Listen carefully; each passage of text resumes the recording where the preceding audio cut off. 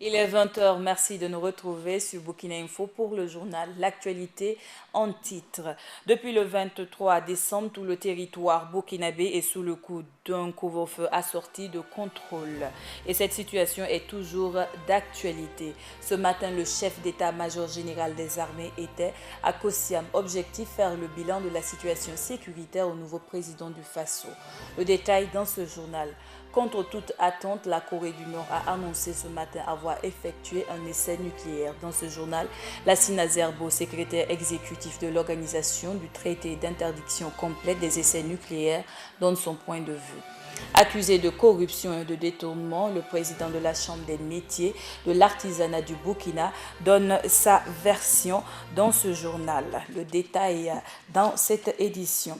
Bienvenue aux 20 heures de Burkina Info. Ouvrons ce journal par cette information. L'ancien ministre des Infrastructures, des Transports et du Désenclavement, Jean-Bertin Ouédraogo, a été libéré pour raison de santé, selon des sources proches du dossier.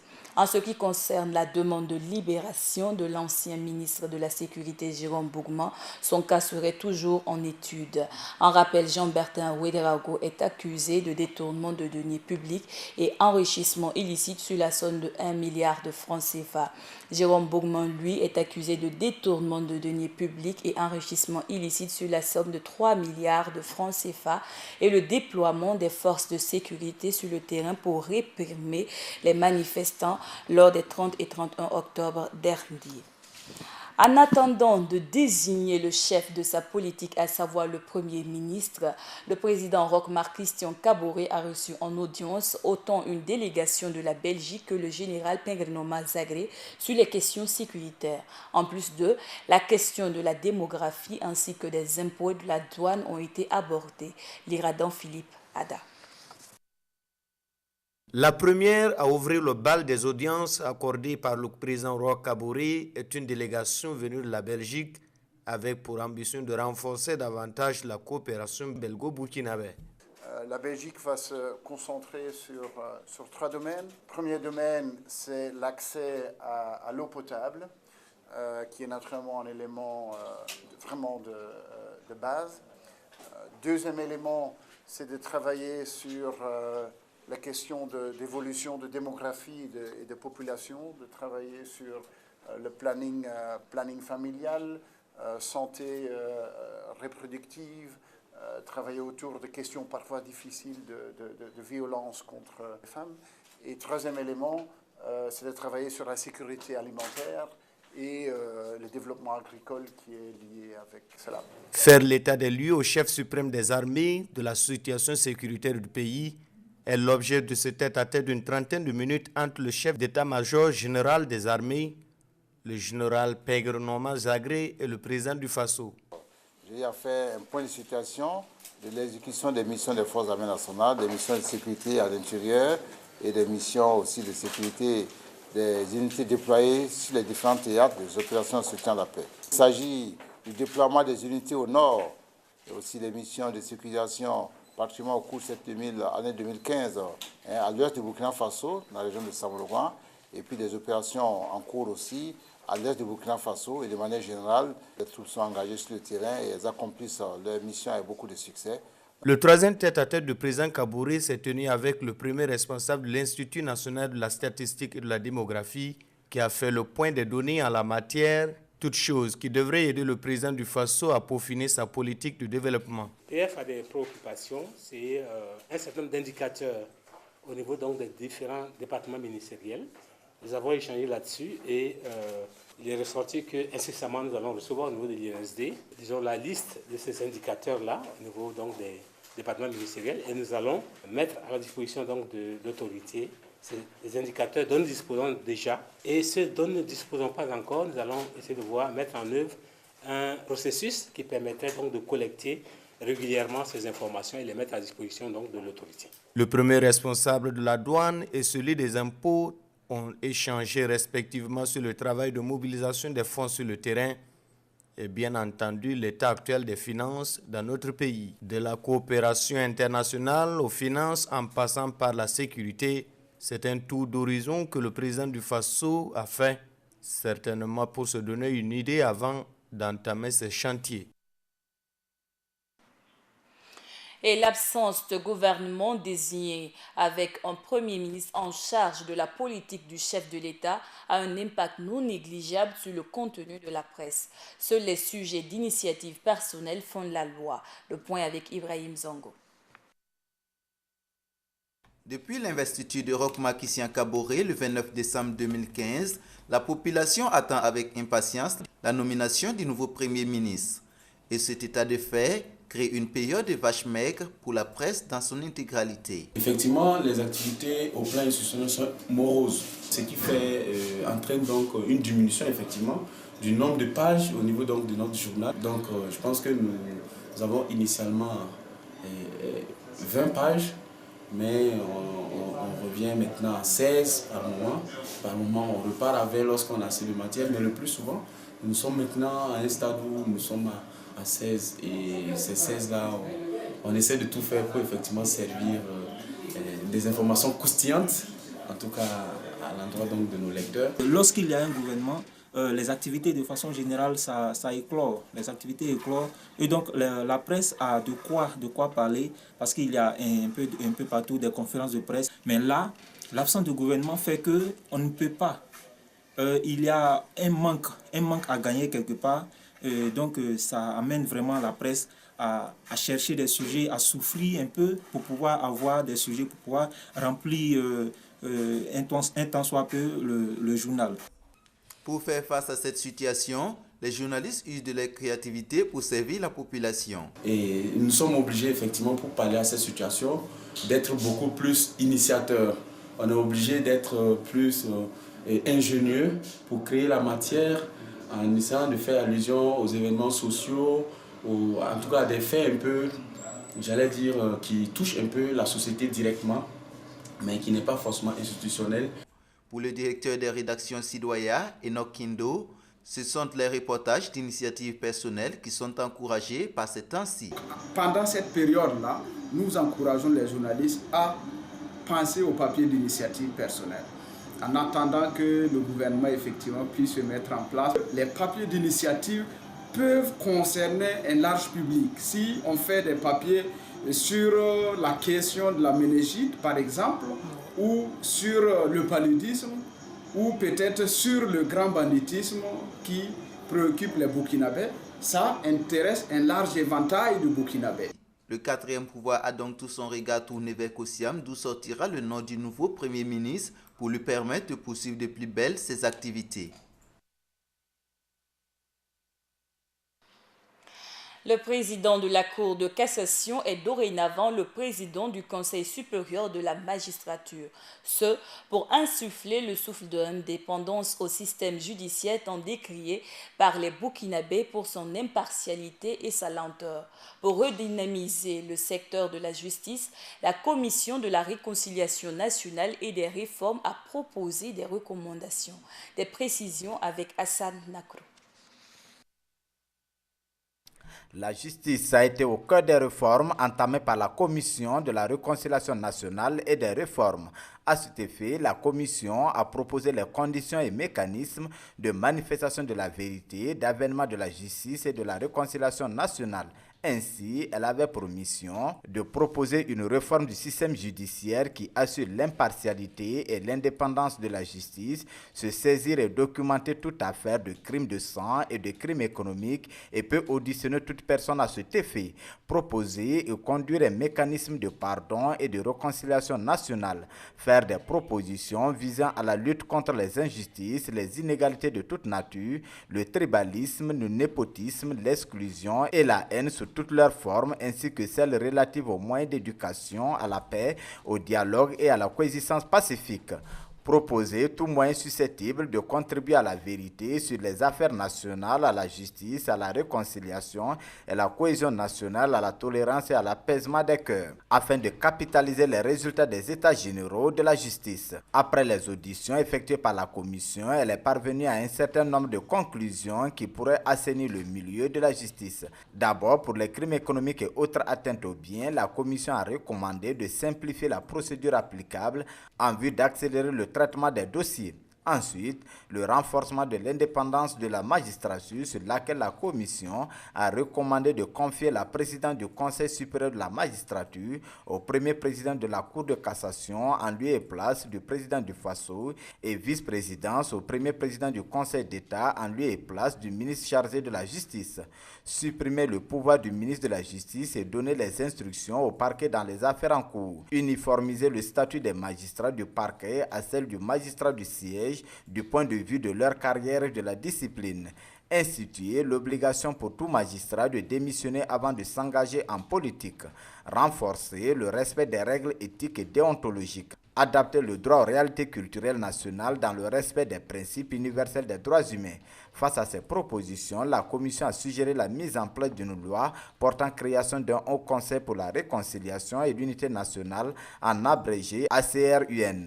Chose que les députés du Conseil national de la transition ont adopté le 6 novembre 2015 en séance plénière. Ainsi, ce Haut Conseil composé de 21 membres est chargé de la mise en œuvre des recommandations formulées par la Commission de la réconciliation nationale et des réformes. Parlons de corruption. Le Centre pour la gouvernance démocratique, CGD, a rendu public les résultats d'enquête sur la perception des Burkinabés sur l'état de la corruption et les stratégies de lutte contre le phénomène. Sur le volet de la corruption dans les services publics, le sondage fait ressortir que 50% des Burkinabés qualifient de mauvaise la manière dont le gouvernement répond aux préoccupations en matière de lutte contre la corruption au sein de l'administration publique. Pour la majorité d'entre eux, soit 33%, les membres du gouvernement sont d'ailleurs les plus impliqués dans les arcanes de la corruption. 57% des enquêtés pensent que les hommes d'affaires sont les plus corrompus, suivis des agents des impôts, les juges et les magistrats, les policiers et les gendarmes. La plupart des personnes enquêtées restent convaincues que pour lutter contre le fléau, l'acte le plus efficace est la dénonciation lorsqu'on est témoin d'une tentative de corruption. L'étude a porté sur un échantillon de 1200 personnes reparties dans les 13 régions et s'est déroulée entre le mois d'avril et de mai 2015. Et après 2013, la Corée du Nord récidive en affirmant avoir mené son premier essai réussi de bombe à hydrogène. Jouant la prudence, l'organisation du traité d'interdiction complète des essais nucléaires parle d'explosion sismique. Le détail avec Ibrahim Sango. La Corée du Nord a annoncé ce mercredi 6 janvier 2016 avoir conduit avec succès son premier essai de la bombe à hydrogène et qui serait une avancée significative dans son programme nucléaire.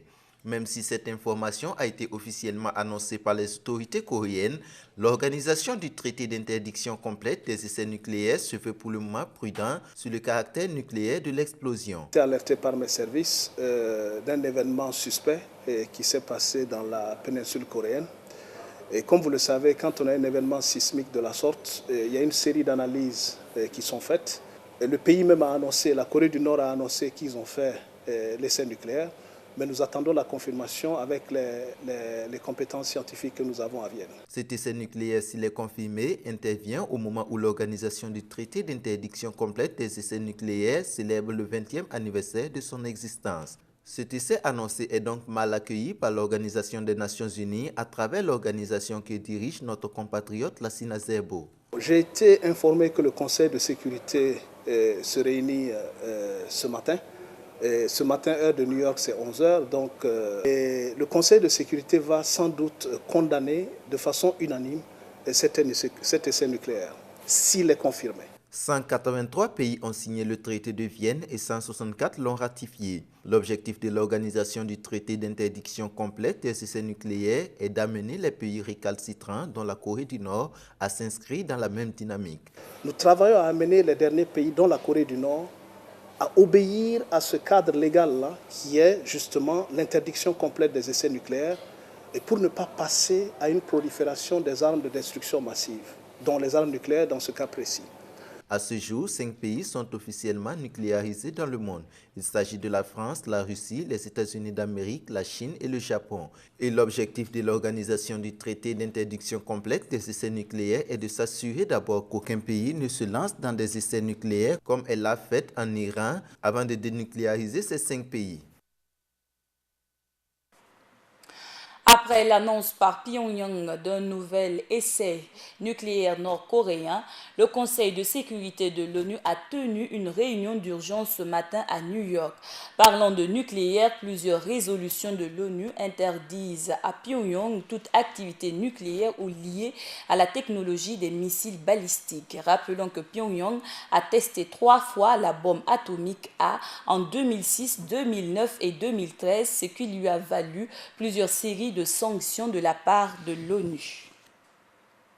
Revenons au Burkina, rien ne va à la Chambre des métiers et de l'artisanat.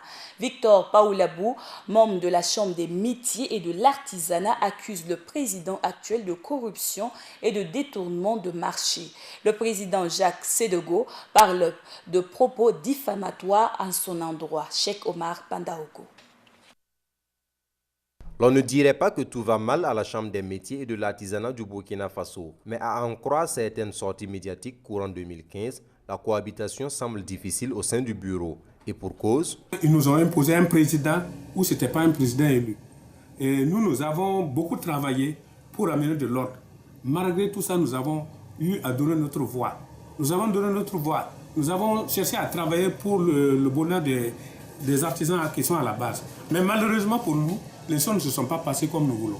Outre cette difficile cohabitation, des questions de la gestion financière de l'institution revoltent au sein du bureau. Le président en exercice aurait détourné d'énormes sommes d'argent, mais aussi des marchés destinés à la Chambre. Nous, on les reproche des détournements des fonds.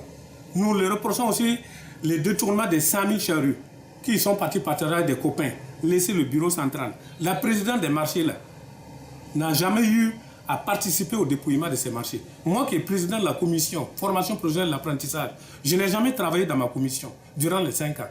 Président de finances, lui aussi n'a jamais travaillé. Aucune commission n'a travaillé. Mais le président de la Chambre répond à cette dernière accusation. En faveur un peu de l'insurrection populaire, il y avait une tendance qui était de régler les comptes sur la base de certains faits diffamatoires, de propos diffamatoires. Alors ce marché a été géré au sein de la Chambre des métiers par l'ensemble de ces structures. Alors, le président ni la direction générale ne peut en faire une situation individuelle. Pour lui, ses détracteurs ignorent une grande partie des procédures qui précèdent la dépense publique. Il affirme par ailleurs que toutes les dettes ont été réglées. Je pense que quand quelqu'un connaît un peu le circuit de la dépense publique, il est difficile de parler de détournement de cette manière. L'argent qui doit quitter le trésor doit être viré dans un compte. Et ce compte est stipulé déjà dans une clause au niveau de la Convention. Pour preuve, le marché de tablement de 2013 vient d'être payé il y a peut-être 1 mois. On peut détourner de l'argent qui n'est pas rentré dans les comptes de la Chambre des métiers. Mais je dis qu'il y a une traçabilité pour tout ce qui a été fait. Si du côté des manifestants, Jacques Sédego ne doit plus présider la Chambre, il faut noter que ce dernier est déjà candidat à l'élection prochaine du bureau qui devrait se tenir dans le premier trimestre de l'année 2016. Que peut-on dire de la Chambre des métiers créée il y a de cela 5 ans et méconnue du grand public? Cheikh Omar Pandaogo. La Chambre des métiers et de l'artisanat du Burkina Faso. Cette entité existe depuis maintenant 5 ans. 5 ans qu'elle a son autonomie vis-à-vis de la Chambre de commerce et d'industrie. À la fin du premier mandat de son équipe dirigeante, la Chambre reste inconnue de nombreux Burkinabés. Pourtant, sa mission première reste la promotion des emplois de l'artisanat. La Chambre de métiers est une institution qui a été mise en place par l'État et avec pour objectif de travailler à développer le secteur de l'artisanat. Nous sommes présents au niveau de la création de l'emploi. Nous sommes présents au niveau de tout ce qui touche le secteur privé. Et ces différentes missions ne peuvent être une réalité qu'à travers un don de soi de la part des personnes dirigeantes de la Chambre. Et pour cela, une véritable équipe a su se mettre en place. Nous avons une assemblée générale de 75 élus consacrés par les textes. Mais pour cette mandat, nous avons pu avoir 70 élus. Nous avons un bureau consulaire composé de 16 membres. Et bien sûr, dans ce bureau consulaire, nous avons des commissions spécialisées qui sont chargées d'accompagner justement le bureau dans les activités en rapport avec sa mission. Et pour mettre en œuvre tout ceci, nous avons des services techniques que nous appelons la direction générale, qui a pour rôle de travailler à côté des élus pour permettre à la Chambre des métiers de jouer pleinement sa mission. Même si la Chambre des métiers est restée sous la coupe de l'État, il n'en demeure pas moins que la question des finances nécessaires à son fonctionnement soit encore une question épineuse pour la Chambre. L'État contribue pour le fonctionnement de la Chambre des métiers à hauteur de 20 millions de francs CFA par an. Donc, la Chambre de commerce contribue aussi pleinement au fonctionnement de la Chambre des métiers en mettant une enveloppe financière à la disposition du secteur de l'artisanat, donc à la disposition de la Chambre des métiers. Alors, quelques partenaires techniques aussi. Nous avons pu bénéficier auprès de l'État, notamment le ministère en charge de l'agriculture et le ministère en charge de l'éducation, de marchés publics. L'élection du bureau de la Chambre devait se tenir courant 2015, mais les élections présidentielles et législatives ont fait ombrage à celle-ci, ce qui amène les dirigeants à espérer la tenue de l'élection entre février et mars 2016. Ils sont plus que nombreux pour un nombre de postes en deçà de leur attente.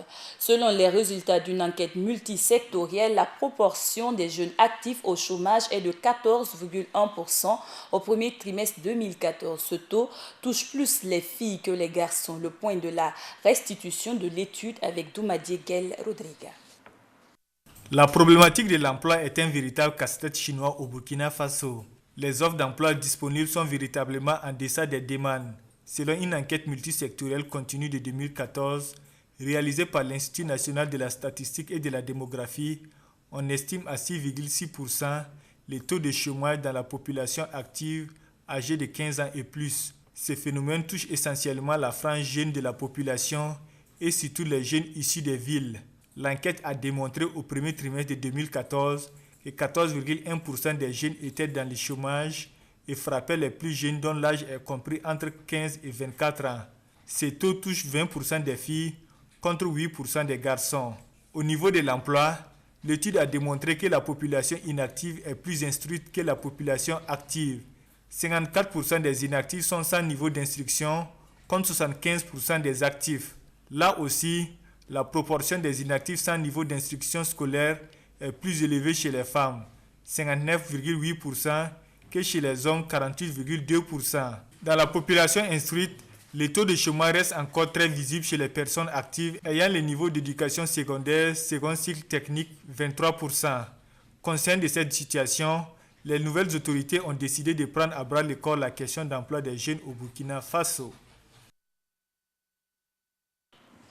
Nombreux au carrefour de la ville de Ouagadougou en vue de réguler la circulation et de ce fait limiter le nombre croissant d'accidents, eux, ce sont les volontaires adjoints de sécurité. Leur préoccupation dans ce reportage de Samba Kessile Traoré.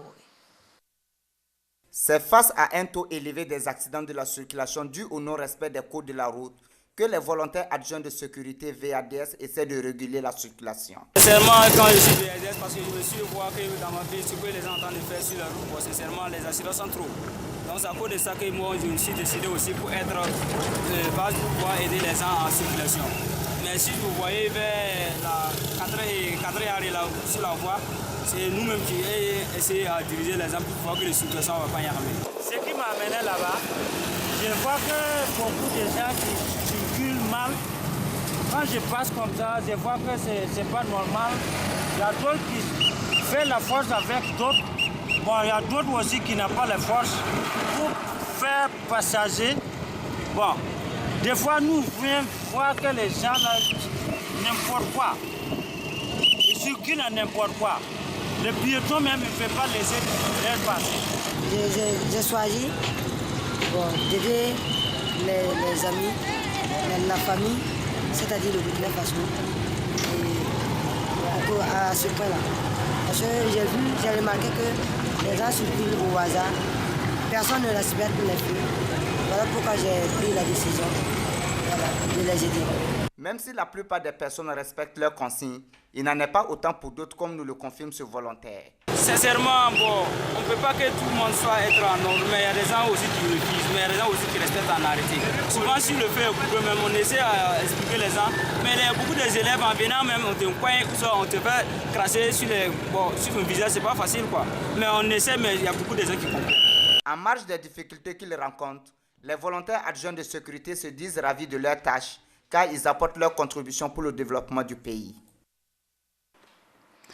En plus du froid, ce mois de janvier revêt une caractéristique particulière car l'espace présente assez de poussière liée à l'armatan.